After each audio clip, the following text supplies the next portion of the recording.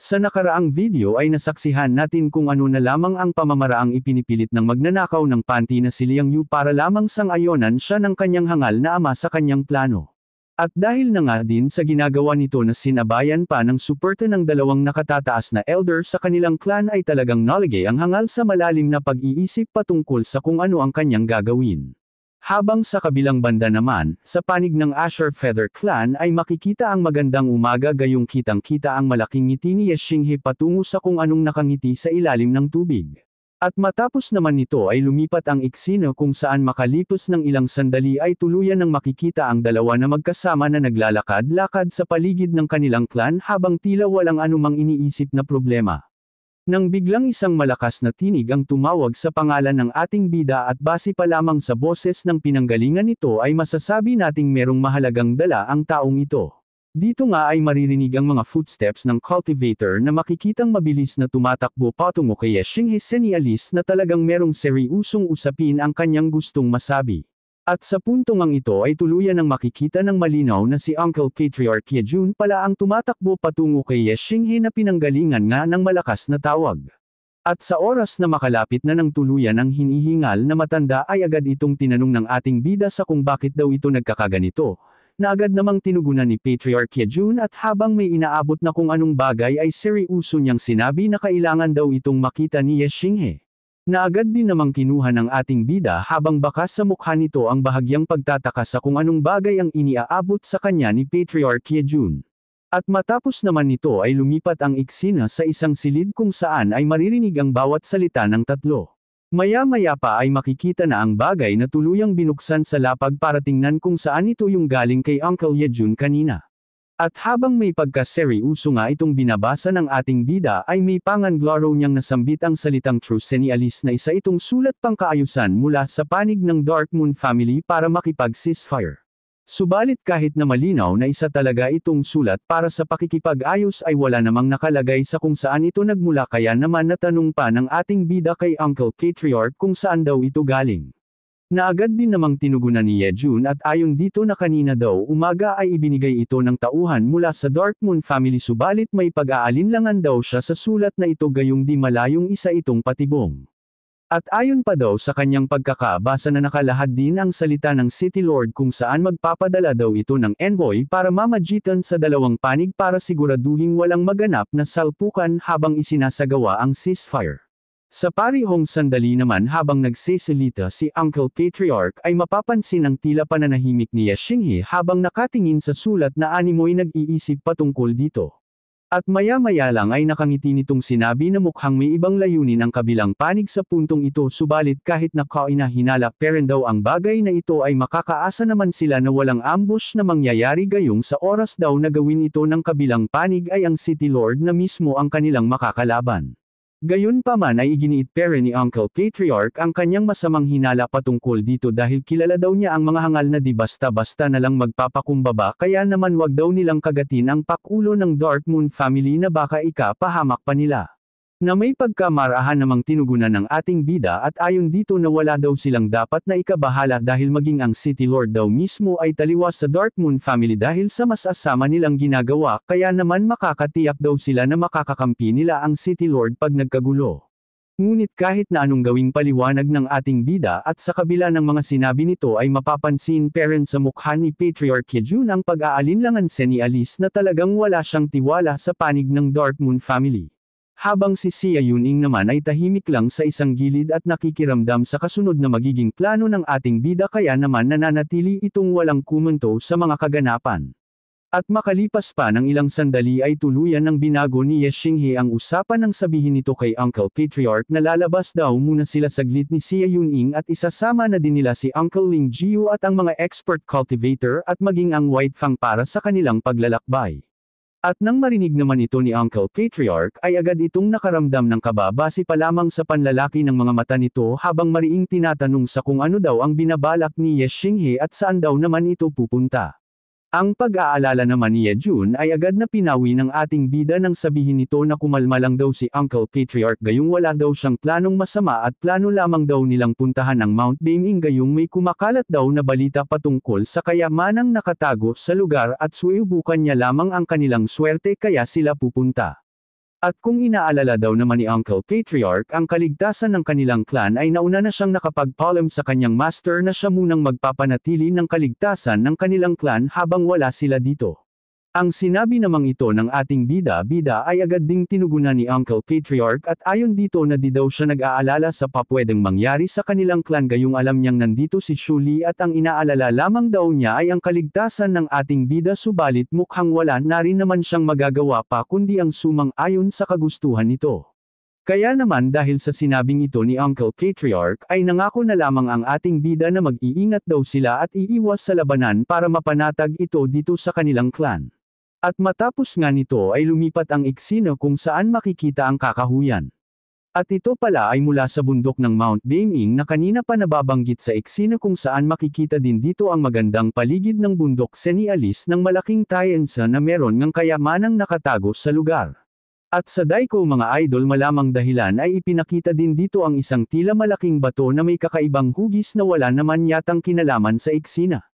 At sa ibaba naman nito ay makikita din ang isang Wariinmoy kampo ng mga cultivator na masusing naghahanap sa nababalitang kayamanan ng Heavenly Dragon. At makikita din dito ang isang matandang hikain sa labas kung saan base pa lamang sa kasuotan nito ay siguradong mula ito sa panig ng Dark Moon family at ito siguro ang isa sa mga disciple na nasambit ni Liang Yu na nakadestino sa lugar. Maya-maya pa matapos ipakita ang mga walang kwentang bagay ay mapapansin ang pagdating ng isang grupo ng mga nakakabayong mga cultivator na tila grupo ng mga patay gutom na mula sa Dark Moon family. Kung saan nga nang tuluyan ng ipinakita ang amahi ay mapapansin na ito pala ang mga hangal na miyembro ng Dark Moon family sa pangunguna ng hangal na si Liang Xiang at ng magnanakaw ng panty nitong anak na si Liang Yu.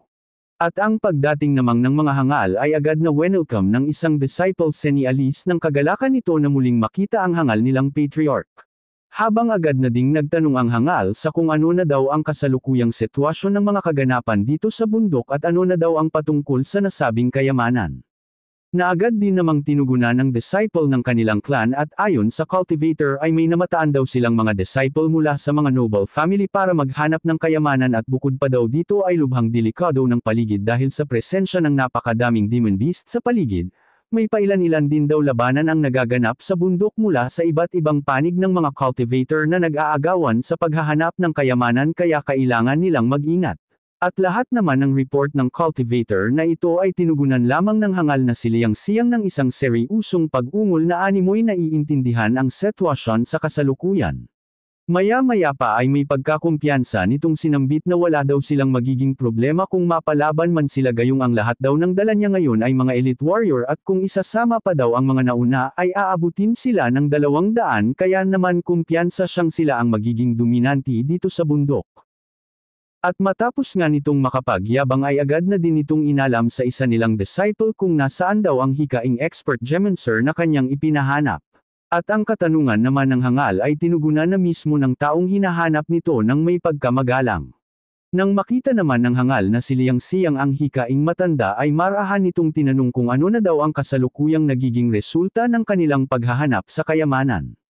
Na agad namang tinugunan ng gemancer at ayon dito na sa kasalukuyan daw ay tanging ang lupain lamang sa kapaligiran ang kanilang gnosis uri. Kung saan ayon sa paliwanag ng matanda na ang karamihan sa maliliit na bundok ay tigang habang sa ibaba nito ay napakalakas ng pagragasa ng tubig, at ang isa naman sa dapat nilang pag-ingatan ay ang napakadelikadong aura na nananatili sa kapaligiran nito kaya naman kailangan talaga nila ng misensinang pag-iingat. At ang mga babala naman ng matanda ay tinugunan lamang ng hangal ng napakalakas na paghagalpak ng tawa habang sinasabing nagpapatawa daw ata ang matanda sa kanyang harapan. At sa seryusong ekspresyon ay dinagdag ng hangal na para daw sa kagaya niyang 7th Heavenly Layer Realm Expert ay walang silbi ang ganun lamang na panganib kaya naman daw bago pa siya tupakin sa matanda ay mas mabuting hanapin na lamang nito ang Dragon Vein kaysa ang magsaad ng mga walang kwentang bagay. Ang sinabi namang pagbabanta ng hangal ay tinugunan ng matanda kung saan kahit kinakabahan ang iginiit pere nito na napakapanganib daw ng nakamamatay na aura sa bundok kaya naman baka mapahamak sila kung lalo pa silang kalapit sa Mount Baiming nang walang kasamang cultivator na may mataas na level. Ang patuloy namang pag-uusap ng dalawang ugok ay agad na naputol dahil sa isang napakalakas na pagsigaw, at base pa lamang sa boses ng pinanggalingan nito ay talagang masasabi nating nasa panganib ang sumigaw dahilan upang ma-alerto ang hangal na si Liang Xiang na makikitang napalingon dito. Maya-maya pa habang nakatingin ang mga hangal sa pinanggalingan ng sigaw ay bigla na lamang may mga cultivator ang tumilapon papalabas ng kakahuyan senialis ng pag-atake mula sa di pa malamang nilalang.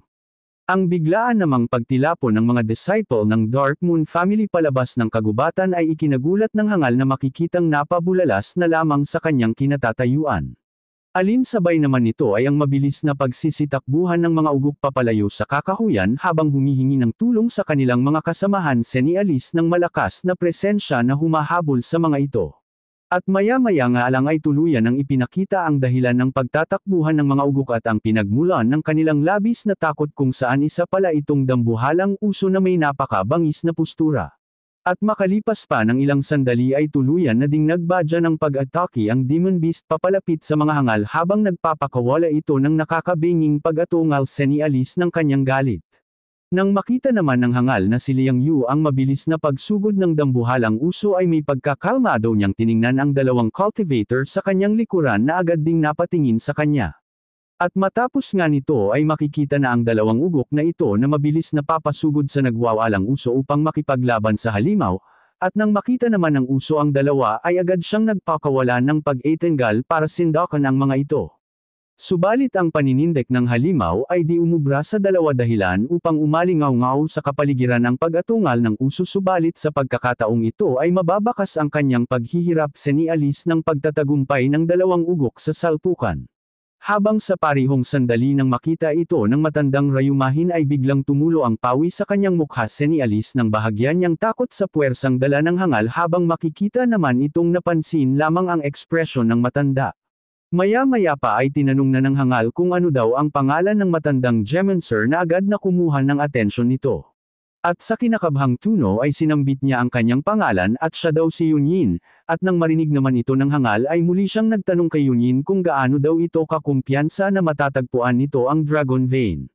Na agad ding tinugunan ng matanda at ayon dito na ang paghahanap daw sa Dragon Vein ay di kahirapan, gayong 90% daw siyang segurado na matatagpuan nila ito, subalit ang paghahanap daw naman sa Tianlong Treasure ay ang mahirap na hakbang. Na agad namang kinlaro ng hangal sa kung papaano daw naman nasabi ni Yunyin na mahirap hanapin ang Heavenly Dragon Treasure. Na agad naman itong tinugunan sa pagsasabing kung talagang nasa Mount Beiming ang Tianlong Treasure ay siguradong ilalagay ito ng Emperor sa isang napakahirap na lugar. At sa palagay pa daw niya na merong makapangyarihang array ang nakalatag sa paligid ng lugar kung saan matatagpuan ang kayamanan kaya naman bago nila hanapin ang Dragon Vein ay kailangan muna nilang makita ang lukosayon ng array. At sa mga sinabi namang ito ni Yunyin ay makikitang bahagyang napaisip ang hangal sa kanyang kinatatayuan.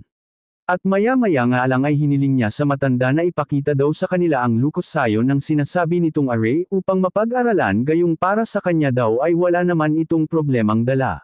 Na agad na tinugunan ng matanda at ayon dito na di nga daw malaking problema ang array subalit sa pagpunta nila dito ay kailangan lamang nila ng kunting bilang. Dagdag pa nito na kailangan daw nilang magdala ng 10 cultivator kasama sila dahil kung madami ang kanilang kasama ay di malabong aksidenteng may makatrigger ng array na magbibigay sa kanila ng disaster pag nagkataon.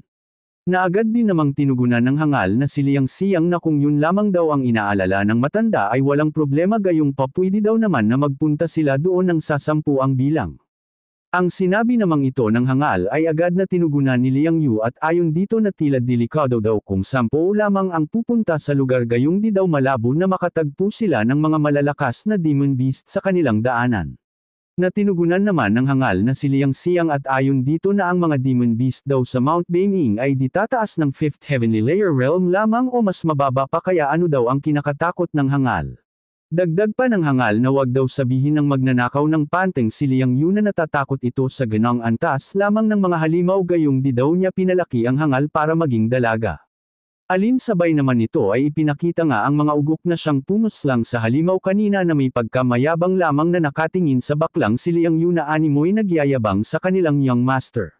Habang sa kabilang banda ay agad nang nilinaw ni Liang Yu sa kanyang hangal na ama na di daw siya natatakot sa mga halimaw kahit na nasa antas pa ito ng 7th Heavenly Layer Realm kaya naman sana daw ay isama siya ng kanilang patriarch sa paghahanap ng Tianlong Treasure. At matapos niya itong masabi habang sa sandaling nagbibigay pa ito ng paggalang sa hangal niyang ama ay mapapansin naman ang tila pagbabago ng ekspresyon ng hangal.